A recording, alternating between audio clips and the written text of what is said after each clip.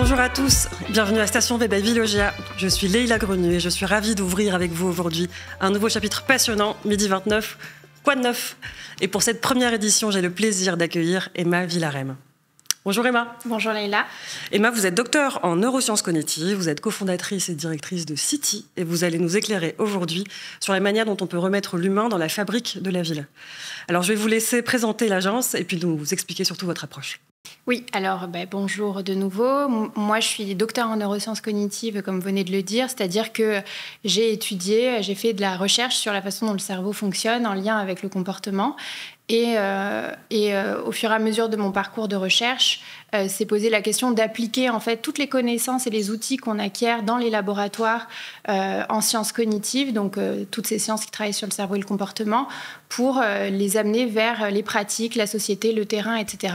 Et dans ce cadre-là, on s'est rencontrés avec mes collègues cofondateurs, cofondatrices, pour monter City, qui est une agence pluridisciplinaire qui réunit à la fois des expertises en sciences du cerveau et du comportement, en architecture et en urbanisme, pour accompagner la conception d'environnement de façon à ce qu'il soit respectueux des besoins des usagers. Ces besoins, ils peuvent être émotionnels, sociaux, perceptifs, physiques, etc. Donc, on s'attache, on œuvre à faire rentrer ce facteur humain dans la fabrique des environnements urbains, mais pas que. On travaille aussi sur les environnements de vie, de soins.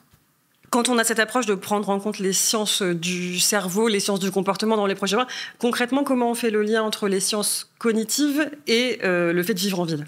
Alors, c'est une bonne question et quand on a démarré il y a quelques années, ce lien était émergent. Aujourd'hui, la recherche commence vraiment à s'emparer de ce sujet du mode de vie urbain et de quelle incidence ça peut avoir sur le fonctionnement du comportement, du cerveau, etc.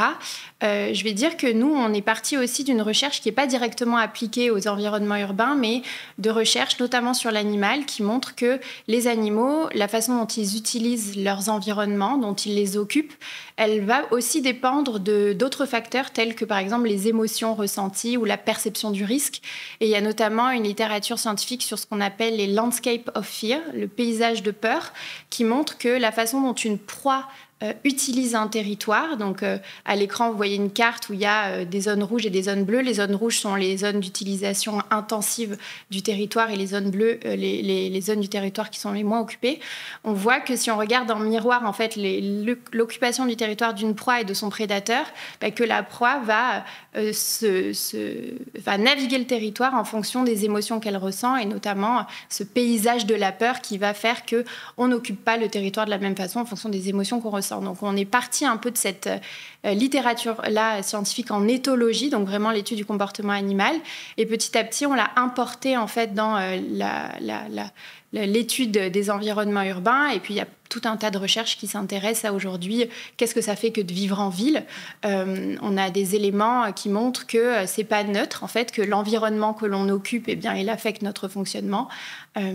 J'y reviendrai peut-être plus en détail, mais voilà, il y a aujourd'hui des grandes sphères d'impact que sont le bâti a une influence sur nous, l'ambiance urbaine a une influence sur nous et l'environnement social a une influence sur nous. Donc, quand on est dans des environnements urbains, eh bien, ces différentes sphères-là ont un effet sur notre comportement. On peut développer des troubles anxieux plus importants, par exemple, quand on vit en ville. Alors, il y a des études qui montrent que le fait de vivre en ville ou d'avoir grandi en ville accentuer le développement de certaines pathologies. On a par exemple plus 21% de troubles anxieux qui seraient associés au fait de vivre en ville, avec d'autres pathologies qui sont étudiées. Aujourd'hui, on estime que ces effets-là, ils ne sont pas simplement dus à ce qu'on appelle de la migration sélective, c'est-à-dire que les personnes à risque de développer des comportements se déplacent en ville. Ça explique une partie de l'effet, mais pas du tout la majeure partie des effets qui seraient dus à l'impact de nos environnements. Alors, dans ces études, on compare souvent la ville, la capitale, la banlieue, la ville de province, la zone rurale. On sait que ce n'est pas si catégorique que ça, que ce sont des continuums, mais il apparaîtrait que les environnements fortement urbanisés exercent une forme de stress sur notre santé mentale, physique, notre bien-être. Et là, ce qu'on vient de se dire, en fait, on sait qu'aujourd'hui, en France, il y a plus de 80% de la population qui vit dans des espaces urbains, des aires urbaines. Alors, comment on peut réussir à redonner du plaisir, le plaisir de vivre en ville, finalement ? Alors, c'est une bonne question. Ce que je viens de faire jusqu'à présent et ce que l'on fait souvent quand on aborde ces questions de la santé mentale en ville ou de la santé physique en ville, c'est qu'on va avoir une approche qu'on peut appeler pathogène, c'est-à-dire qu'on va avoir une approche qui vise à réduire ce qui détériore la santé, réduire ce qui détériore le bien-être. Or, quand on parle de redonner du plaisir, quand on parle de redonner de la joie dans les villes, on approche plutôt cette question par ce qu'on appelle la salutogénèse. Alors, je vais expliquer ce que ça veut dire. La salutogénèse, c'est la genèse de la santé. C'est ce qui produit la santé. Et donc, nous, c'est une approche que l'on porte de plus en plus aujourd'hui dans les projets que l'on mène. C'est finalement, on a un territoire, il y a un stress qui est inhérent à l'urbanisation, que l'on commence à bien comprendre aujourd'hui. Mais comment, en fait, on aide les individus qui vivent dans ces environnements-là à développer leur santé de façon à ce qu'ils puissent résister à ces stress qui sont inhérents aux environnements urbains. Et cette approche-là, donc, qu'on appelle salutogène, donc vraiment de s'intéresser à ce qui produit la santé, elle va nous pousser à identifier dans un territoire les ressources qui vont générer la santé. Donc c'est en fait une sorte de décalage de la vision ou du prisme par rapport à ces sujets-là qui permettrait non pas par exemple de s'intéresser toujours à ce qui génère de l'insécurité. Sur le genre par exemple, on parle beaucoup du fait que le genre peut affecter la façon dont on se sent sécure ou pas dans la ville, mais pourquoi on ne parlerait pas de comment on redonne de la joie, comment on cherche à générer la surprise plutôt qu'à chercher à réduire la peur. Donc voilà, c'est un petit changement de paradigme qui permettrait de se dire que puisque, comme vous le dites, la plupart des Français et Françaises vivent en ville, mais à l'échelle mondiale, c'est le cas aussi, la part de la population urbaine a dépassé la part de la population rurale, eh bien, comment on fait ? Les villes, de toute façon, elles vont devoir être une solution face à toutes les crises que l'on rencontre. Eh bien, comment on fait pour qu'elles deviennent des territoires où il fait bon vivre et on peut se développer, interagir efficacement avec les autres, être en bonne santé, etc. Et justement, nous, Vilogia, en tant que bailleur social, on loge un certain nombre de personnes dans des environnements en collectivité, que ce soit dans des immeubles, dans des résidences, dans des quartiers. Concrètement, qu'est-ce qu'on peut mettre en place pour favoriser le bien-être de nos clients et aussi agir pour contribuer vraiment au vivre ensemble dans la ville ? Je pense qu'il y a un travail à nouer avec les usagers qui serait ma première réponse, c'est-à-dire... il est difficile de présumer de ce dont l'autre a besoin dans le travail et dans toutes les sphères de la vie. Et donc, pour vraiment concevoir des environnements de vie, des logements qui font du bien, qui ont un impact positif, je dirais que mon premier réflexe, c'est de dire qu'il faut travailler avec les usagers pour concevoir des espaces qui répondent à leurs besoins. Ma deuxième réponse suite à ça, ce serait de parler tout de suite de lien social, parce qu'on sait que quand on est vulnérable, quelle que soit là encore la vulnérabilité, le lien social, c'est vraiment une ressource dans laquelle on peut puiser pour se relever. Donc ma première réponse, ce serait faire pour et avec les usagers. Et ma deuxième réponse, ce serait de surtout pas négliger le pouvoir du lien social lorsqu'on fabrique des environnements de vie, parce que parfois, ça peut être un peu oublié dans les premières étapes de conception d'un projet. Or, c'est important d'y penser tout au début, parce que ça va être très structurant sur la façon dont on agence les cheminements, dont on conçoit les logements, dont on conçoit les espaces partagés, etc. L'importance du capital social et au niveau de l'espace en lui-même, par exemple sur la végétalisation, toutes ces îlots un peu de verdure qu'on peut mettre dans les villes, est-ce que ça a un impact aussi très concret aujourd'hui ? Alors les environnements, les espaces verts sont des espaces de socialisation, et souvent on se rend compte que les gens apprécient aller dans les espaces verts, notamment parce que c'est des endroits où ils peuvent socialiser, et plus le parc plus l'espace vert il est qualitatif, et plus on voit des interactions sociales. Donc en fait, c'est comment on crée des poches en fait dans la ville, des espaces où les gens peuvent se retrouver, les espaces publics, les espaces de nature, etc. Sachant aussi que l'espace de nature, c'est un espace très attracteur de fait, puisque aujourd'hui, là encore, on a une littérature abondante qui montre que lorsque l'on est dans un espace de nature, ça influence positivement notre bien-être, notre santé mentale. Donc là, on a de nouveau des études qui montrent que si je vis ou je grandis dans un environnement résidentiel qui est plus vert, ça réduit mon risque de développer certaines pathologies psychiatriques parce que notre cerveau a aussi évolué dans ces environnements-là au cours de l'évolution et que dans ces environnements-là, il peut restaurer un peu ses ressources. Donc, quand on se retrouve dans des environnements de nature, on y va parce que ça fait du bien déjà et puis on y va aussi parce que c'est des endroits où, puisqu'on est bien soi-même, on peut aussi être dans la socialisation. Alors, Emma, est-ce que vous pouvez nous dire comment nos comportements sont influés par les environnements dans lesquels on vit ? Alors, c'est une vaste question. Peut-être que je peux prendre quelques exemples pour être plus concrète. Par exemple, tout à l'heure, je parlais du fait qu'il y a des effets qui sont liés au cadre bâti, des effets qui sont liés à l'ambiance urbaine, des effets qui sont liés à l'environnement social. Si je prends un exemple du cadre bâti, par exemple, on a des études qui montrent que pour se sentir bien dans un environnement, pour que notre cerveau fonctionne bien, que nos ressources se renouvellent, on est très sensible à la variété architecturale, par exemple, au fait que notre attention, elle soit captée par des détails, par une irrégularité, par une matérialité. Et par exemple, derrière nous, là, on a la place où il y a des bâtiments patrimoniaux avec une variété architecturale. Ben ça, il a été montré que ça aide les gens à se sentir un peu transportés. Leur attention, elle est capturée par ces détails-là et ça a un effet positif. Donc, par exemple, l'ancienneté des façades et la variété des façades, le fait qu'on ait un rythme d'ouverture, par exemple, dans les façades qui varie, etc., ce sont des choses qui stimulent, en fait, qui font que l'on apprécie l'environnement urbain. Il y a des études où, concrètement, ils demandent aux gens d'imaginer se déplacer dans certaines rues et de dire dans quelles rues ils se sentiraient les plus restaurer. Alors j'utilise ce terme de restaurer parce qu'il y a un concept qui s'appelle la restauration cognitive. Et la restauration cognitive, c'est le fait qu'il y a certains environnements qui nous permettent de renouveler nos ressources cognitives, de retrouver un niveau de fonctionnement optimal. Et en fait, donc, ils demandent aux gens de se projeter dans le fait de marcher dans certaines rues en rentrant du travail le soir et dans quelle rue ils se sentiraient le plus restaurés. Alors, ils ne posent pas exactement cette question-là, mais ça nous permet d'avoir cette mesure-là à la fin. Et en fait, on voit que les rues où il y a des détails visuels, où il y a des choses qui accrochent notre regard, sont les rues qui sont les plus restauratrices. Donc ça, c'est un exemple sur le cadre bâti. Il y en aurait d'autres. On sait que la hauteur des bâtiments va jouer parce que plus un bâtiment est haut, moins j'ai un accès visuel au ciel. Or, l'accès visuel au ciel est quelque chose qui a un impact bénéfique. On a des effets sur la proportion des espaces publics. Il y a des proportions qui font que l'espace est défini, qu'on se sent un peu englobé dans l'espace et on se sent bien, on se sent en sécurité.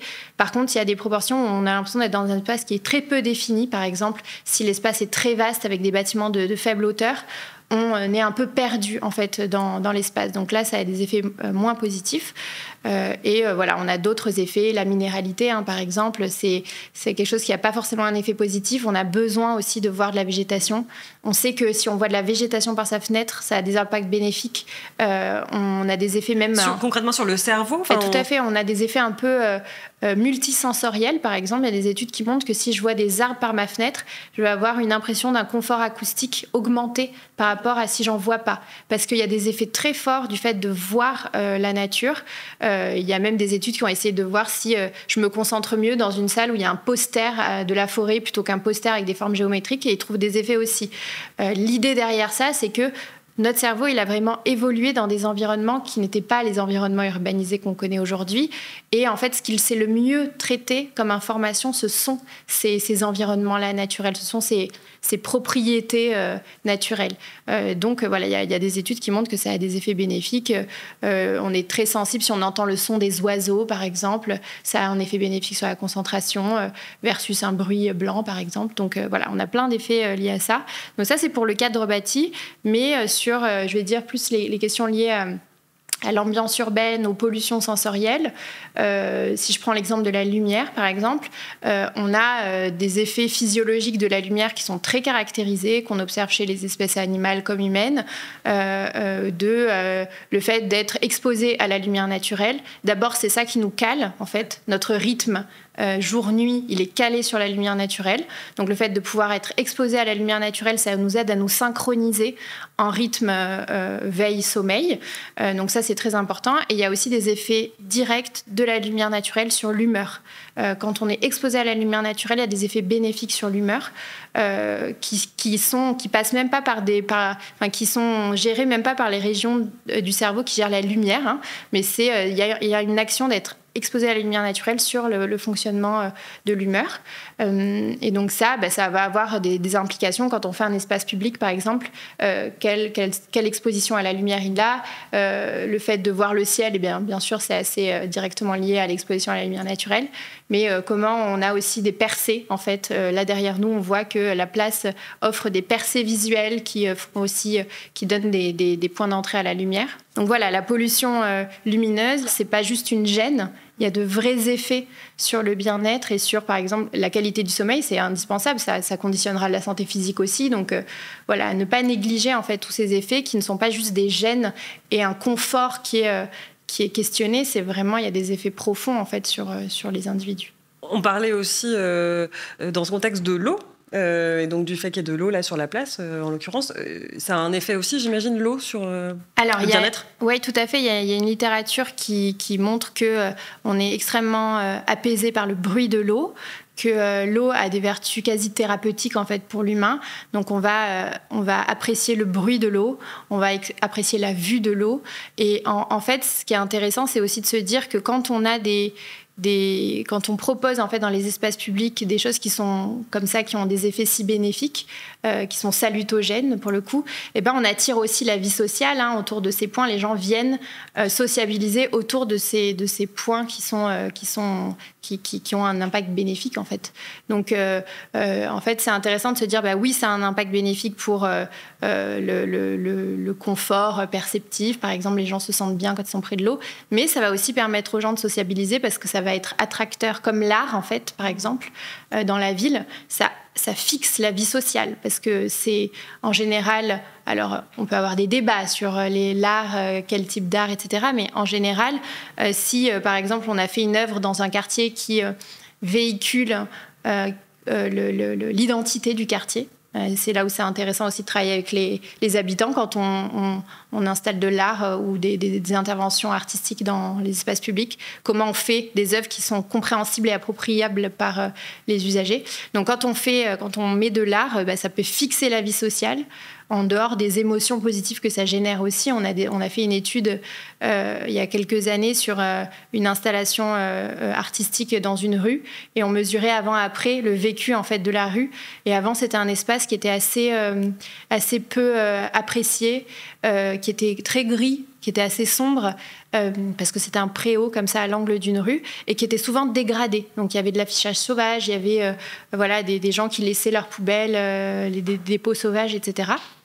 Et en fait, l'hypothèse derrière ça, et pourquoi on est aussi venu évaluer l'impact avant-après, c'était de se dire si l'art génère des émotions positives, peut-être promeut l'attachement, il va aussi promouvoir des comportements de protection. En fait, on a un lien entre l'attachement et les comportements de protection vis-à-vis de son quartier, etc. Eh bien, on a vu que là, donc l'œuvre, elle a été faite en 2018, l'espace est très respecté, il n'y a plus d'affichage sauvage, il n'y a plus de dégradation, parce que finalement, l'espace prend soin des gens aussi, donc les gens le lui rendent et en prennent soin en retour. Donc c'est intéressant de penser à l'attachement aussi comme une façon de permettre aux gens de tisser un lien avec l'environnement et ensuite d'en prendre soin parce qu'ils s'y identifient, etc. Alors concernant le capital social et toutes les solutions qu'on a aujourd'hui pour favoriser le bien-être, quand on est par exemple dans un appartement qu'on n'a pas de jardin, pas de terrasse, pas forcément droit à la vue et qu'on est isolé, est-ce qu'il y a des choses quand même que nous, en tant que bailleurs, on peut mettre en place même de manière ponctuelle pour améliorer ça ? Alors oui, c'est une bonne question parce que parfois, en effet, il y a de l'existant, le déjà là, qui ne propose pas forcément toutes les qualités dont on a parlé. Je pense que c'est intéressant de se dire qu'est-ce qu'on peut faire en fait pour, par exemple, sur la question du lien social, animer le quartier ou le bâtiment ou l'îlot. L'événementiel de quartier type fête des voisins, par exemple, c'est déjà ça de prix, puisque ce que l'on voit, c'est que ce lien social, il vient de la connaissance de l'autre, le fait de se croiser, de savoir son prénom, de savoir comment l'autre vit, etc. Et que ça, c'est assez... ça se tisse si on a l'occasion de se croiser régulièrement.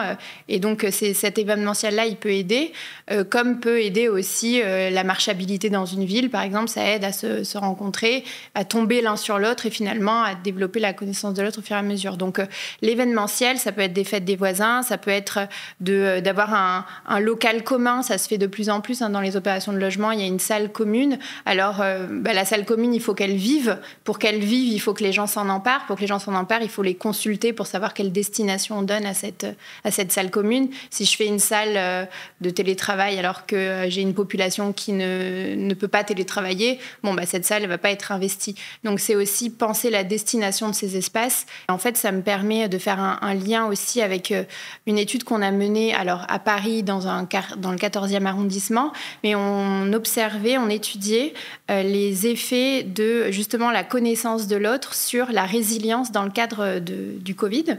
Comme je disais tout à l'heure, le lien social, on le considère vraiment comme une ressource. C'est une ressource dans laquelle on peut puiser quand on a besoin d'aide, besoin de solidarité, besoin de support émotionnel. On fait appel à notre support social. Et en fait, on a fait cette étude avec la mission résilience de la ville de Paris, avec plein d'autres acteurs, la 27e région. Et l'enjeu, c'était de se dire, est-ce que les gens qui vivent dans le 14e arrondissement et qui sont membres d'une association, donc on étudiait une association qui s'appelle les Hyper Voisins, une association qui fait vivre le quartier, qui fait en sorte que les gens se rencontrent, que les gens peuvent se dire bonjour parce qu'ils se reconnaissent. Il y a des temps forts dans la vie des Hyper Voisins. Il y a un événement très connu maintenant qui s'appelle la table d'Aude, ils font un déjeuner dehors, tout le monde amène à manger, il y a des tables et des chaises et tout le monde vient manger ensemble une fois par an.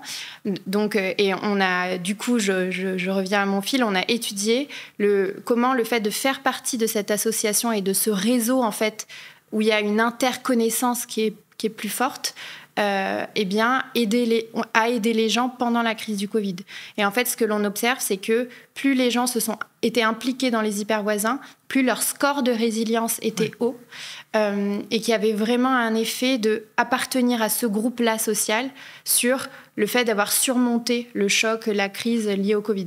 Et je voudrais aussi ajouter le fait que tout à l'heure, je parlais de la salutogénèse, des ressources salutogènes, donc ce qui produit la santé. Parfois, ces ressources, elles ne sont pas si loin de chez nous, mais on ne les connaît pas. Et en fait, pour que ça produise de la santé, il faut aussi que je puisse aller utiliser ces ressources.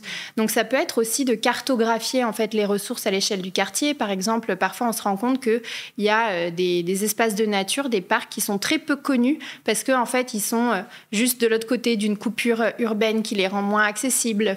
Donc, on peut essayer de se dire quelles sont les ressources du quartier, en fait. On les inventorie et ça, on rend disponible, accessible pour les habitants. Par exemple, il pourrait y avoir des cartes qui recensent les espaces verts, qui recensent les espaces publics où on peut se jouer, qui recensent les aires de jeu pour les enfants, qui recensent les bancs où on peut s'asseoir côte à côte, etc. Donc voilà, quelles sont les ressources ? On peut les inventorier, les rendre disponibles. Et on peut aussi demander aux habitants quelles sont pour eux les ressources. Parce que parfois, on est un peu leurré par le manque de connaissance du quartier. Et on peut se dire, là, peut-être qu'il n'y a pas d'espace public où les gens se rencontrent, donc il n'y a pas de lien social. Non, en fait, le lien social, il se tisse même informellement. On est une espèce sociale. Quand on a l'occasion de tisser du lien social, on a tendance à s'en saisir. Donc, il ne faut pas aussi oublier tout ce qui se passe un peu informellement, qui fait vivre aussi les gens. Et pour connaître ça, il faut aller les interroger, ces gens-là, parce que c'est eux qui sont experts aussi de leur quartier. Et ça va être aussi très pertinent quand on doit réaménager, par exemple, un bout de ville ou un quartier. On va peut-être parfois avoir l'impression que ce qu'on va apporter comme changement, ce ne sont que des améliorations. Et parfois, on se rend compte qu'il y a une réticence des habitants. Donc, on peut les taxer un peu d'égoïsme ou de réticence au changement. Mais en fait, les changements qu'on apporte dans un quartier, ils peuvent venir aussi bousculer des réseaux sociaux, par exemple, qui se sont formés, construits informellement et dont on n'a pas connaissance. Et donc, en faisant bouger des choses, en déplaçant la maison de quartier, on va venir casser en fait, le lien social qui s'était organisé autour de cette maison de quartier. Donc voilà, parfois on sous-estime aussi on sous-estime certaines richesses des quartiers ou des environnements urbains. Et donc là, les habitants peuvent vraiment aider sur ça aussi, quoi. Et est-ce que vous avez des exemples de projets sur lesquels vous avez collaboré, justement? Oui, tout à fait. On a différents modes d'action. Il y a une partie de nos projets qui sont de l'accompagnement. Donc, on accompagne les concepteurs et conceptrices à prendre en compte l'humain dans la fabrique du projet. Donc ça peut être l'assistance à maîtrise d'ouvrage, l'assistance à maîtrise d'usage. On est plutôt positionné sur la partie diagnostic. Donc, on vient poser un regard sur le projet par le prisme des sciences du comportement et venir étudier notamment des dimensions comme la santé mentale, le stress urbain, le lien social, comment on accroît l'habitabilité d'un quartier, etc. Donc on a toute cette phase un peu d'accompagnement conseil. On a aussi un champ de recherche-action. On va mener des recherches sur le terrain qui sont un petit peu plus au long cours. On va adresser des questions de quel est le vécu des espaces publics, par exemple sur un territoire, ou comment les gens choisissent leur logement et pourquoi, ou comment les gens gèrent le mobilier, les équipements collectifs de quartier. Donc voilà, on a l'accompagnement conseil et la recherche. Et un exemple, par exemple, d'études que l'on a menées récemment, c'est une étude que l'on a menée dans 8 communes pour l'établissement public territorial du Grand Orly-Seine-Bièvre. C'est un réseau de communes au sud de Paris. Et eux, ils étaient intéressés par le fait d'avoir de poser un regard sensible sur leurs espaces publics, à venir ajouter, en fait, superposer au regard plus fonctionnel, urbain qu'ils posent déjà, parce qu'ils sentaient qu'il y avait une couche peut-être, cette couche de vécu pouvait échapper dans la façon dont ils travaillent sur les projets. Et donc là, par exemple, on a développé une méthodologie de cartographie qu'on a appelée des cartographies sensorielles et émotionnelles. Notre rôle, c'était vraiment, en collaboration avec une agence d'innovation urbaine qui s'appelle The Street Society, de venir porter ce prisme du vécu. Quelles sont les émotions et les sensations que les gens ressentent dans les espaces publics et qui sont liées à l'environnement. Et donc pour ça, on a fait une étude de terrain, on a fait ce qu'on a appelé des balades sensibles. Donc on a cartographié des espaces publics avec les gens en leur demandant de nous partager leurs ressentis, d'évaluer en fait leur score émotionnel en différents endroits du site. Ça me permet de faire un aparté sur le fait que tout ça, ça se mesure. Hein. C'est pas parce que c'est subjectif que ça ne se mesure pas. Nous, dans la littérature scientifique et notamment en sciences cognitives, on a l'habitude de mesurer les réactions émotionnelles, de mesurer les perceptions. Et comment ça se mesure justement?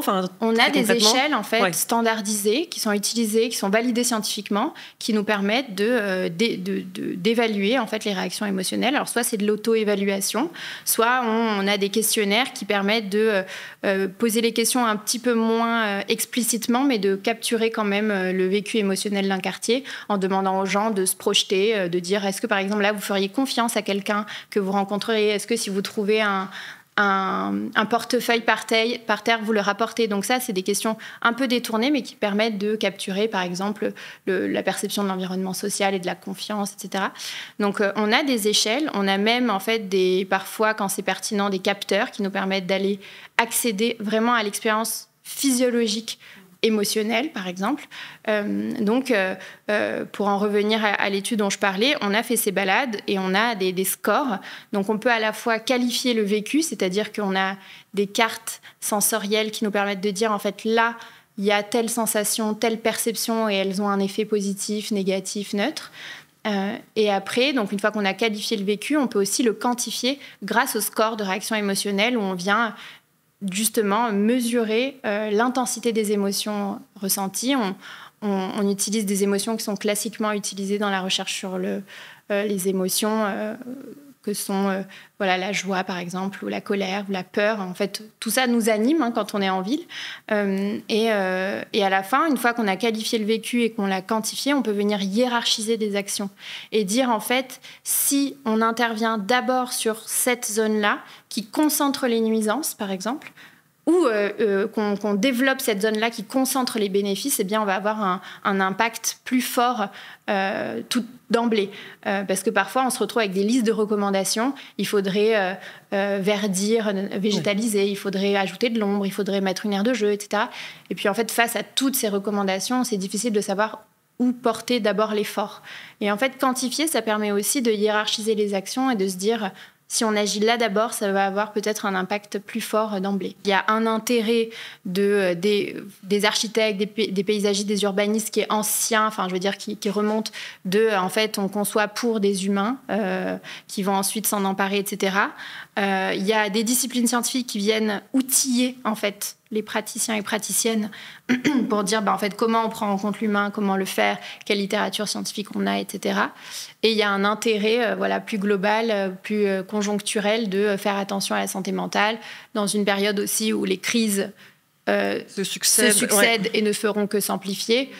Comment on fait pour faire que des environnements urbains restent des environnements vivables où les gens peuvent quand même vivre bien. Donc, je pense que voilà, c'est multifactoriel, mais clairement, j'ai l'impression qu'il y a une conscience qui grandit. Ouais. Et sur votre parcours, Emma, comment on fait des études, j'imagine, très scientifiques?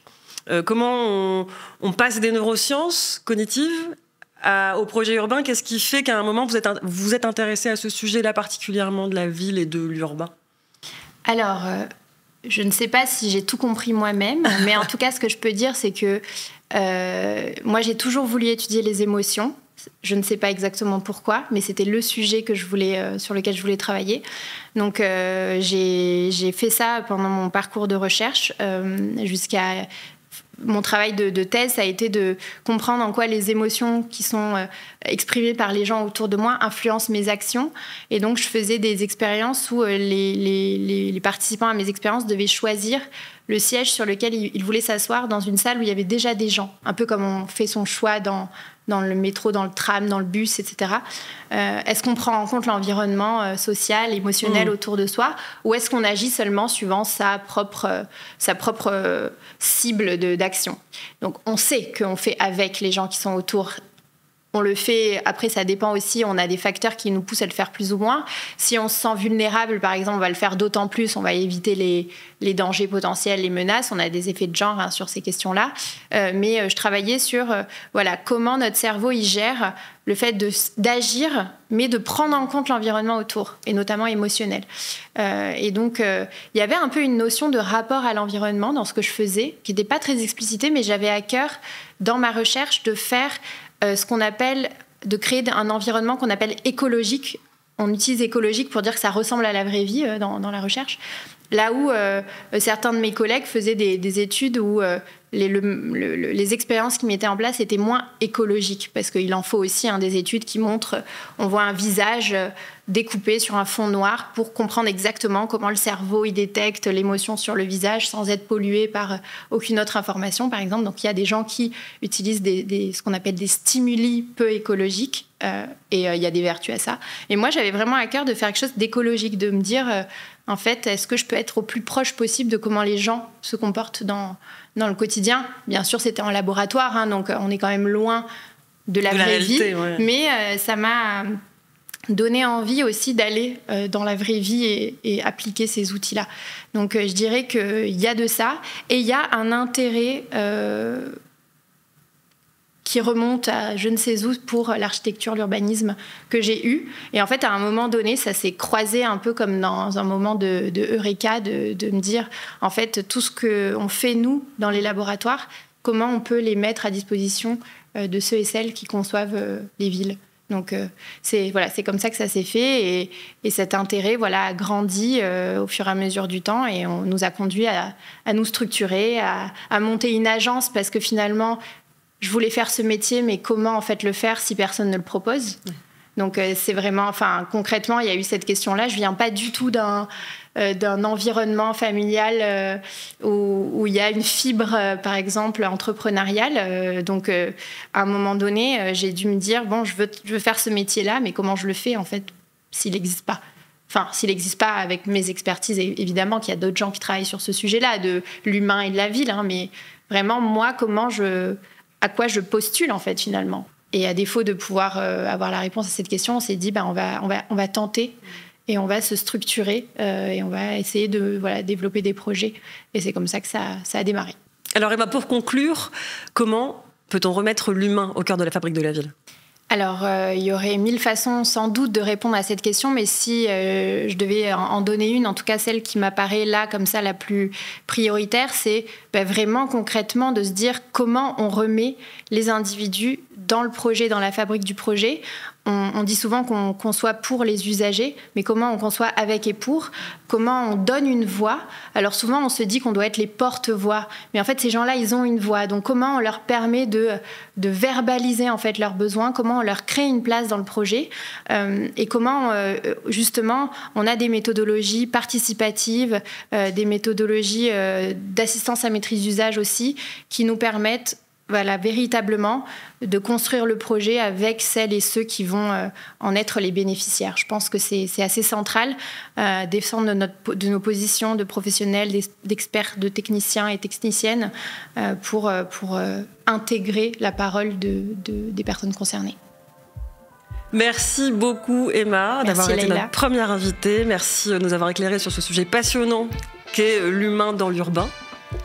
Merci à tous d'avoir été présents pour ce premier épisode Midi 29, Quoi de neuf? N'hésitez pas à partager vos remarques, vos questions dans les commentaires. Et on se donne rendez-vous très bientôt pour un deuxième épisode à Station V. À la prochaine.